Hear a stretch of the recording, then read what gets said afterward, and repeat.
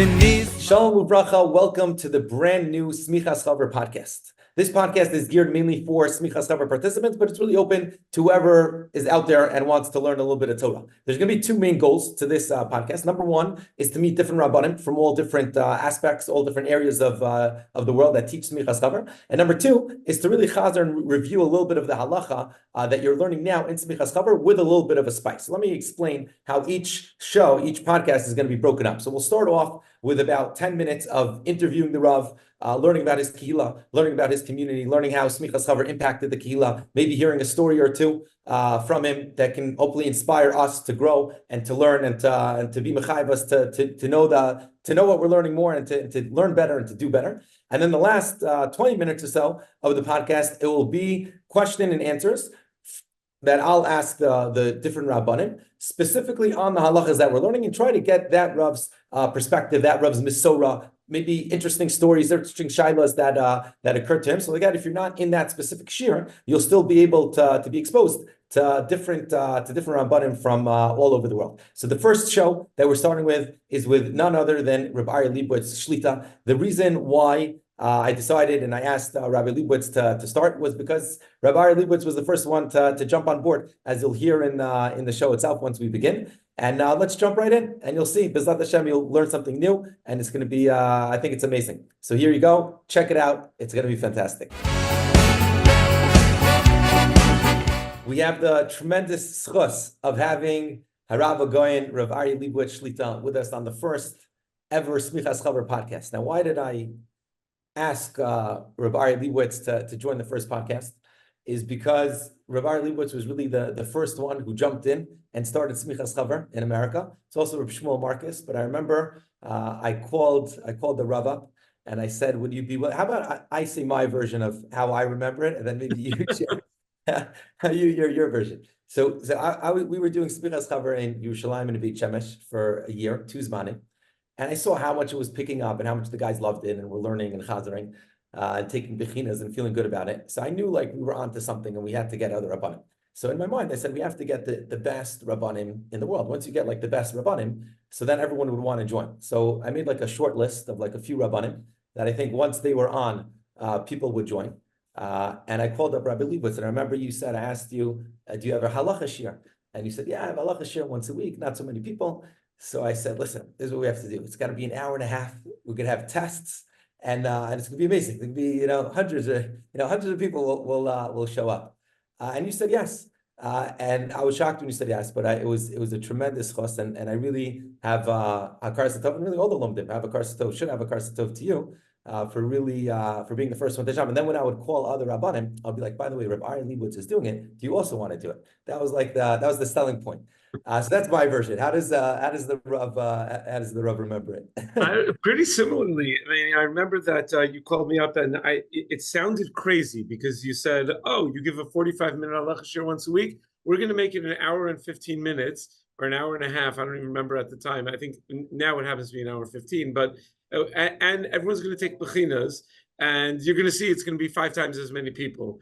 And like, that sounds crazy. Why would more people come to a longer shir when they're going to have to take bechinas? But then you were in America and you met with me in Lander College. I was teaching in Lander at the time.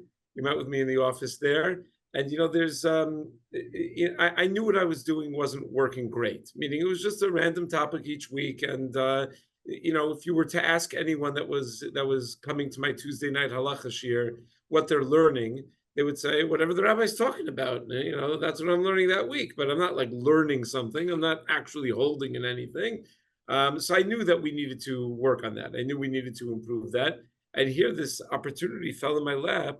And as soon as I met you, I didn't know you from before. Obviously, I know your father, Shlita, and I know your brother, your brothers, but I didn't really know you. And as soon as I met you, I realized, okay, you invest in people.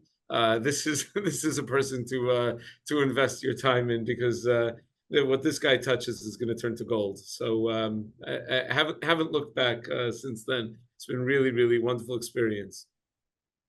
Amazing. So does the Rav have any personal stories or any inspiring stories that other Semichas Chaver participants can hear and be like, oh wow, that's an amazing thing. I can apply that. I can learn from it.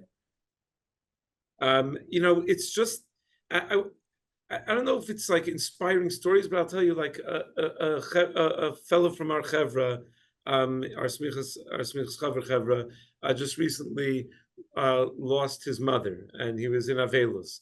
And there were a lot of shilas because there was a Yantif involved, there was a Yantif Shabbos involved. There were like all sorts of questions that were, and he was on it. He knew, like it was Motzai Shabbos. His wife came to pick him up from shul to tell him the news because she had heard the news, and he immediately knew, what do I do about Havdalah? What do I do? Meaning, because we had just learned those in Yanim, and these are things that most people, and frankly, oftentimes most Rabbanim, are clueless about in the moment. But he's someone who had really invested in the learning. And, like even this same guy, a regular guy, regular balabas, works for a living, and no one would have said, oh, he's the Welt's Talmud Chacham or whatever. Last night, when we were doing about Kos Shal Bracha for Birchas Hamazon, he said, no, we already learned all that. I said, what does it mean that it needs a crown around? He said, well, we already learned about this a few semesters ago. There are two shitos in terms of what that means. Like it's amazing to see that a person is capable of retaining their learning when they're motivated to do so. A lot of times, just people, they learn because they know that that's what you're supposed to do, and therefore, at least for this period of time, I'm doing a mitzvah. But the idea of Yedias HaTorah, to actually come away with something that you could implement in your life, that's the most beautiful thing to see. And you see it a lot in Semichas Chaver because the topics are they're so practical, they're so relevant. I think one of the most amazing things to touch upon what the Rav was saying, that it was never my intention, but the feedback that I get from a lot of people is that they tell me that they're always thinking and learning now because they're in a sugya. So they see everything through like those lenses. And once they learned it and they remember it. So I remember a guy said, I walk through a supermarket now. In my head, it's like 6 different isurim on Shabbos of Baina and pssak and all the different shilas that could arise. But really what they're doing is they're being laslik with the Torah every second. They're going out to work, but they're not really working. Shinei makom. So I drink here and then I mean mezainis. And then they're always looked in the sugya, which is an amazing thing. In general, learning halacha properly gives a person new glasses to look at the world with. Meaning, he's got halacha colored glasses. That if you prime his brain to think about things not just as a trip to the supermarket or a day at work, but you prime his brain to think about how everything HaKadosh Baruch Hu has what to say about every single thing you do from the moment you wake up in the morning till the moment you go to sleep at night. So a person knows how to look at the world in that way, and it really has. It turns, like you said, the whole day into Talmud Torah. They say about the Chazon Ish that he didn't, before he would lift his hand, he would go through Daled Chalkei Shulchan Aruch. And now there's like a little bit of a Havana, what that means, right? When you're learning something, the halachos. So 1 second, is what I'm about to do, is it mutter, is it asar? Why would it be mutter? Why would it be asar? And that's really, I think, one of the gifts of Semichas Chaver, which is really an incredible thing. And Yasher Koach to the Rav for really putting it on the map. And Baruch Hashem, it's been we've been flying high. Chazdei Hashem. Yeah, I mean, just in the 5 towns, you probably know the number, but the number of Semichas Chaver shiurim we have in our little corner of the earth is incredible, and they all have people. None of them are empty, and there's so many of us giving it. It's amazing. We're gonna have to get subtitles maybe in like different languages because it's like there's Semichas Chaver in Russian, in French, in Hebrew. So we'll figure it out. I'll tell you something else that's inspiring. A lot of the guys that start off doing Semichas Chaver end up not only continuing in Semichas Chaver, but they pick up other limudim. Because once you get excited about learning, then when you have a few minutes during the day, you're gonna want to learn something else. So you'll have people who pick up Daf Yomi, Yerushalmi Yomi, things that they otherwise would not have been learning. But once you're a learner, and you want to learn more. 100%. I've had that also. I've had that feedback with people who said, "Oh, I started doing Shnai Mikra. I joined the Daf. And it's really an incredible thing. Baruch Hashem. Chazdei Hashem is Baruch. Let's transition now into the second half of the podcast, which is more like the halachas that we're learning now, just to get the Rav's perspective, the Rav's Mesorah from his Rabbeim on things that everyone else here is learning, and specifically the material that we're learning this month. So let's start with one of the first things we started with the crumbs, leaving over crumbs on on your table. So for a lot of people, there was like, really, that's a halacha? Like it's a siman in Shulchan Aruch? Like did the Rav have that? Was that the reaction also, or were people like more? So for the most part, that was the reaction. There's one guy in my chabura who's from more of a Hasidic background, a Hasidic family. I'm not like not like Long Payas and the whole, but his lineage is more Hasidic. And he said that ever since he's a child, he knows when he has a bagel for breakfast in the morning, before he starts eating the bagel, he takes off a little crumb, he puts it aside and leaves it there. He said, I always do it at the beginning of the meal, because if you do it at the end, you're going to want to eat the crumb. But at the beginning, psychologically, he said, I never knew why I did it, but I knew that that's what we do in our family. And but for the most part, people were like, huh, this exists.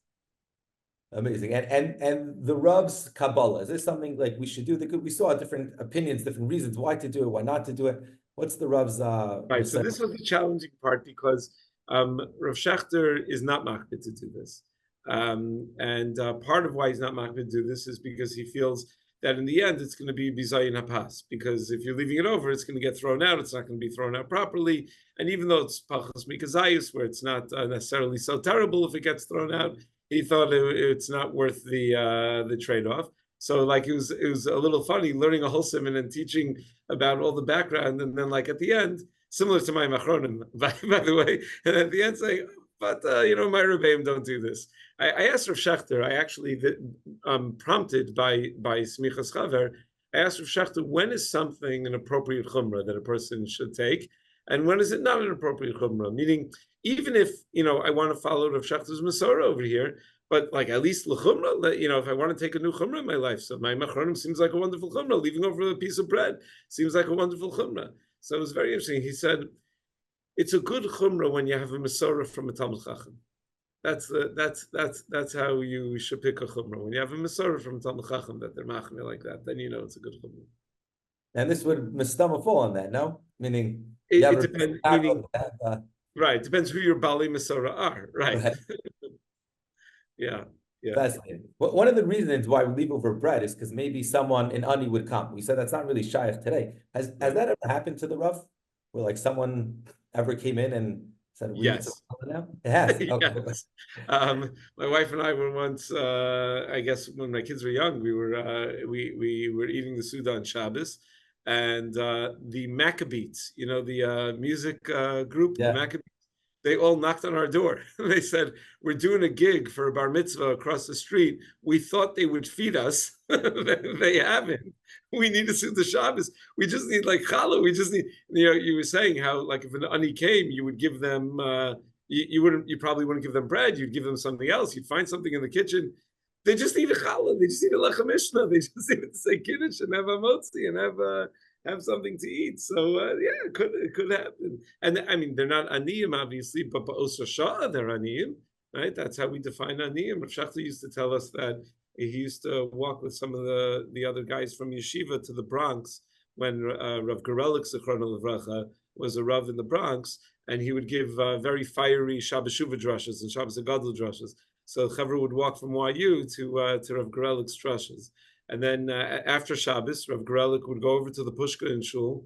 He would take out money and he would give it to them and say, now you can take a taxi home.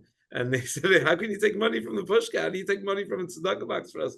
We're not poor. And he said, you have any money on you? You're poor. You're poor right now. So, ani bo'os hashah. I mean, so I remember growing up with this, not on Shabbos, but there was Washingtonites. I grew up in Washingtonites.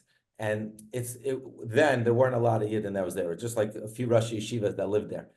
So it wasn't like a hot spot for people to come ask for money, right? It wasn't Ein Atzar Shabbat B'Nezek HaMelech, like the Chaver from Brooklyn or whatever. They wouldn't come all the way up to Washington. But there was one Hasidic Yid who would come, I would say like once a month or whatever. And whenever he would knock on our door, so we were excited.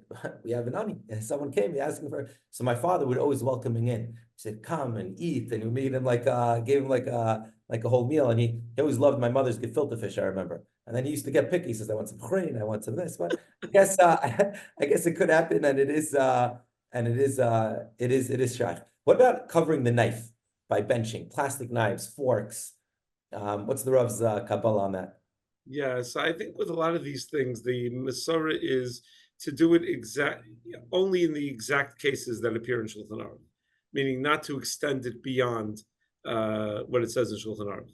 So since the case is a knife that's made out of metal, so so that's where we do it. But to extend it to plastic knives, to extend it to forks, is already an extension. It's similar to like we have a Mesorah that like when it comes to things that people do al pi Kabbalah, although this is not al pi Kabbalah, it's different. But when it comes to things that people do al pi Kabbalah, I once heard from Rabbi Reisman in the name of Rav Pam that he said you only do it in the exact Kabbalah, not any extension of it. You're fine. You don't have to worry about it. And on Shabbos, is the Rav makbid not to do it like the Shulchan Aruch? Yeah, on Shabbos, I think that's what it says. Yeah. Which is funny because usually when I've seen people do it, they're makbid on Shabbos because like that's usually when there's like a challah knife lying around or something. That's an interesting point because I think a lot of the hilchos seuda people, for whatever reason, think are hilchos Shabbos. In certain very modern places, they think benching is only for Shabbos. But a lot of the hilchos seuda, the detailed hilchos seuda, because that's when people have a formal seuda. But and there's some basis for that in some of these halachos, right? We saw, I think we had that Rav Ephraim Greenblatt and maybe the Aruch HaShulchan and others point out about benching halachos, that even though benching halachos is hilchos seuda, has nothing to do with Shabbos, that there is such a practice to be makbid about it on Shabbos. I think another one of those halachas that people think is just a Shabbos thing is ma'am achronim, right? Like that's when you take out that cup that everyone has, the little right. You pass it around. What happened on Tuesday when you ate? No, I don't do it then. Right. What's the Rav's Kabbalah with ma'am achronim? Does the Rav wash ma'am achronim?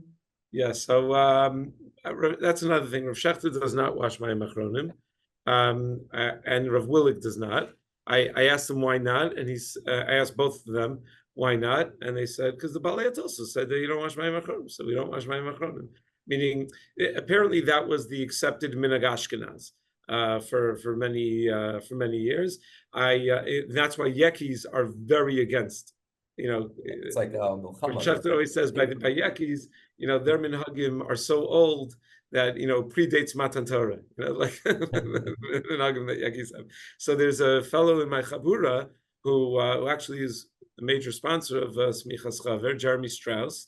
The booklets say his father's name on it, right? So Jeremy said that his father once asked Rabbi Breuer Zichrono Livracha about why it is that Yekis don't wash mayim achronim, and Rabbi Breuer Zichrono Livracha said because we do not eat with our hands, and that was right. We saw that also from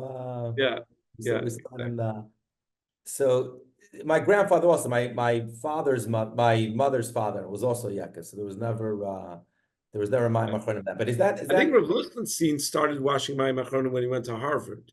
I think that's the shmua that there's an Indian when you go to a makom sakana to take on a chumrah to protect you. So he felt that that's a chumrah that he took on when he went to Harvard because he felt he's not going to be able to learn as much.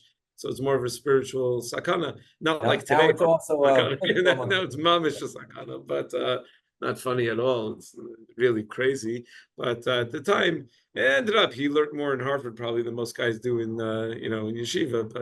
But he took on that chumrah. I tried doing it. After I learned like the sugyas and after you see the Shulchan Aruch, so I tried to be. I was makabel on it, bli neder. I felt like it helped me with benching. Like a lot of times, I felt when I was benching, it was like, okay, you're done, especially during the week. On Shabbos, like you're more, okay, now we're benching together, especially when you're with a family. But if you're eating pssak, I try to have pssak and eat it in the morning. So I found that a lot of times, I'm like, okay, let's rush and benching. And I felt that like breaking the meal by actually getting up and washing and then getting a bencher. And then, so I felt that helped a lot with the kavanah. Yeah, it makes you just more mindful about what you're doing. I think just in general, learning halacha and learning Semichas Chaver encourages people to take on new hakpados and new hanhagos that they didn't always have. And I think that's a huge inyan because it puts a person in a growth mindset. I mean, I always say, like, you're going to go up Lachar Me'ev Esrim Shana. Kodesh Baruch Hu is going to say, no, why weren't you perfect? And you're going to, so most of us, we won't have an answer. We weren't perfect. But if you're going to be able to say, I was working toward it, I was getting better every day. I was getting better every. So if you would have given me a few more years, I might have gotten there. So at least we have an answer that we're working towards something. So it puts a person in a growth mindset. It's a really beautiful thing. So for those who are makbid on Mayim Achronim, or also getting a little bit more into the details of the halacha, what would the Rav say? A lot of the Mayim Achronim cups, they have like an elevated spout. We saw when it comes to regular Netilas Yadayim, right? In Flekes and Mishabura, if you're allowed to even wash Netilas Yadayim, if it's got Gaber or not. What would the Rav say with regarding to the Mayim Achronim spouts that are elevated? Yes, I think we're less makbid about those details when it comes to Mayim Achronim. We had that in the Semichas Chaver about the spout above that. You had pictures of all the spout above the level and the spout below the level and the spout even level, right? That's just whether that's considered a dent or not. The Mishmur is makel if it's even level, if I'm not mistaken. Right. And if it's below, that's where it's at, right? Is that it? If it's below the level of the below, if you're washing from the spout and the spout is higher, so then it's not considered kayal gavra. So you recommend using the side, and that's mamish coming out. Right. Yeah, I think with Mayim Achronim, unless you're a grunik and you're makbid on Mayim Achronim like Netilas Yadayim, right? So then you shouldn't use those. So if you're buying a gift to the Zilberman Chavra, don't get them the elevated Mayim Achronim spout, I guess. What about washing the mouth? You know Yes, I asked Chavra like if they've ever seen anyone do it even. You know, had they ever? So they said, I think I saw a Rav once or a Hasidic Rebbe or something. Yeah. Mistam, it's because someone has like a mustache that's dirty, but for the most part, I don't know if that's commonly practiced. Or like drying the hands also. People usually don't dry the hands when it comes to Mayim Achronim. Right? So we saw kapeda for it. It reminded me of like Rosh Shlomo Zalman when they asked him, why don't they, when you go to the Beis HaChaim, why don't you dry your hands after you go to the Beis HaChaim? So he said, very simple, there are no towels. Right? He's like, it seems like by the end of the meal, like people take the napkins Which away. Came first, right? Which came first, the no towels or the minhag? There are explanations for that minhag. Yeah, there are. To remember the mace and different reasons why. So, there was once a guy who was going to shul in Shari Chesed, and every morning for like 3 days straight, there was a black cat that ran before him. So he got all nervous. So he ran to Shlomo Zalman. We waited for him after Shabbos. He says, Rabbi, I'm frightened. He said, what happened? He says, for the past 3 days, every day when I go to Shachris, there's a black cat that walks before me. I want to know if I should be scared or not. So Shlomo Zalman looked at him and he said, only if you're a mouse. So very good. That as well. What about women? You told me recently about the cat that eats too many mice and dies because of it. So yeah. Women in Mayim Achronim, for those who are makbid, l'chora, why not? Right? So it's interesting. It's a good kasha why women are not makbid in Mayim Achronim. For the most part, they're really not. I think Rav Sternbach writes. I don't know if this was in the in the packet, but I think Rav Sternbach writes that in general, hanhagos that people have that are mostly al pi Kabbalah or that are largely al pi Kabbalah, women have a practice not to take on such minhagim.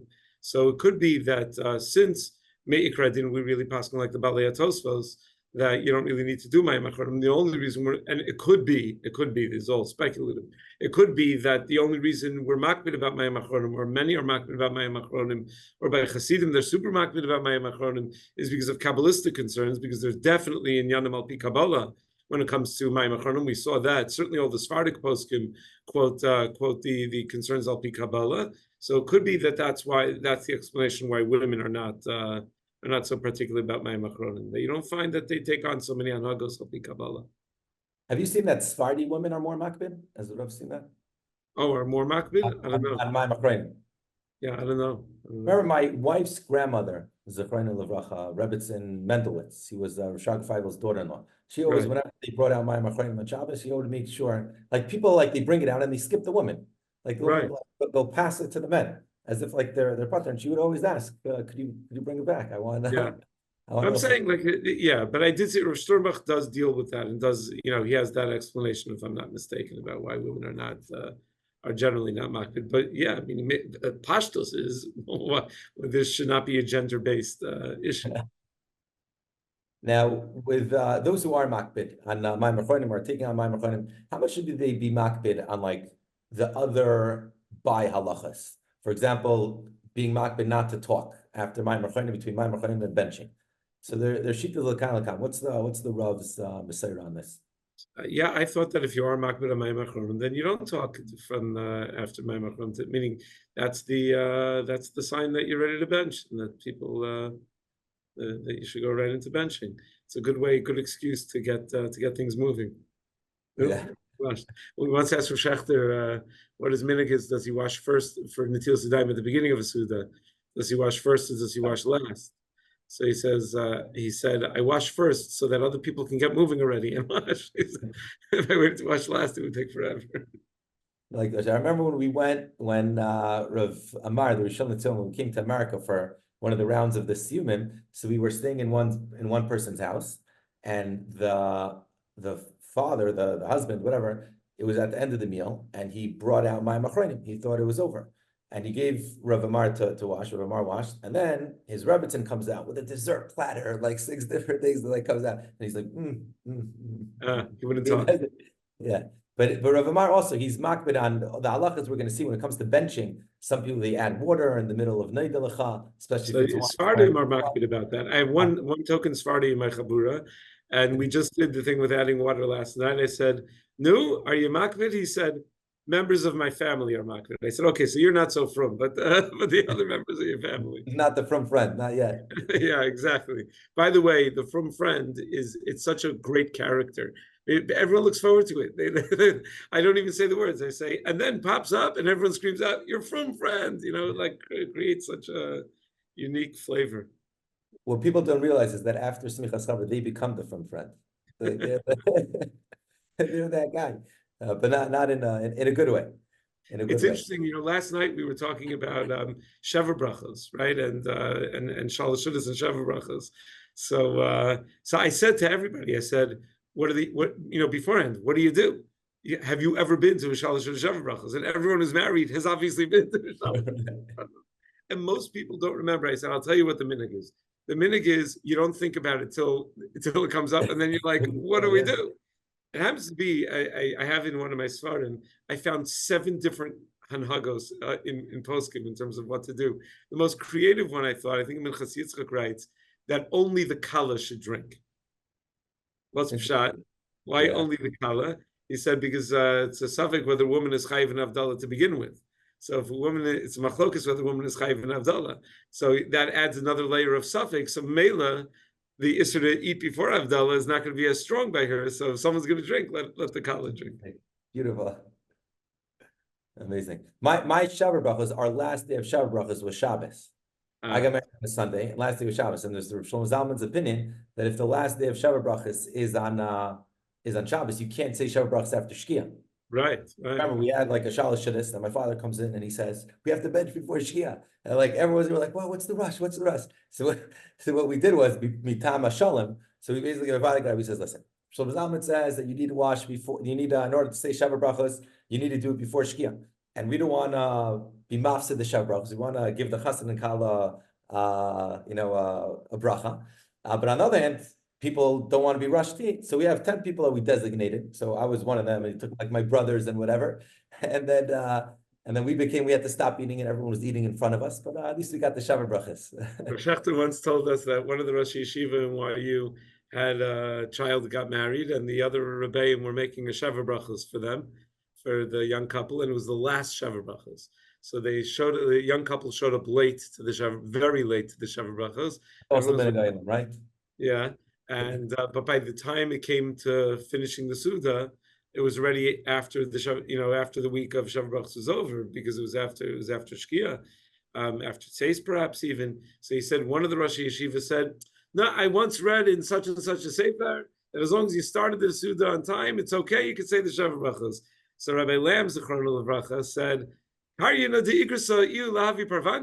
you're the one that said that you could do it. You're saying all 7 brachos. So he made that Rebbe say all 7 brachos. And Schechter said, and afterwards we went home and we right away looked up what it said in the Sefer, and it said the exact opposite. No. Rabbi Lam was smart enough to. Exactly. The Seder. Amazing. Rabbi Lebowitz, Asher Kol Gadol. I really appreciate the time and the effort, and really, the Kadosh Baruch Hu should be memala kol mishal sebchol teva for all of Am Yisrael. Really, we should see a lot of Yeshuas and Nechamas, and we should be zeicher to be la'ivet Torah lomdeh. The people should really to love to learn. Amen. Keeping Marbit's Torah like this is mamish incredible. We're so appreciative. You made it, first of all, making Rabbanim's job so easy by just giving us the material on a silver platter and allowing us to see the members of our community and the members of our chaburas get ignited with the passion of Torah. So Yasher Koach, Ashrecha. Yasher Koach, Baruch Hashem. Thank you so much. Kol tov v'gitin. Thank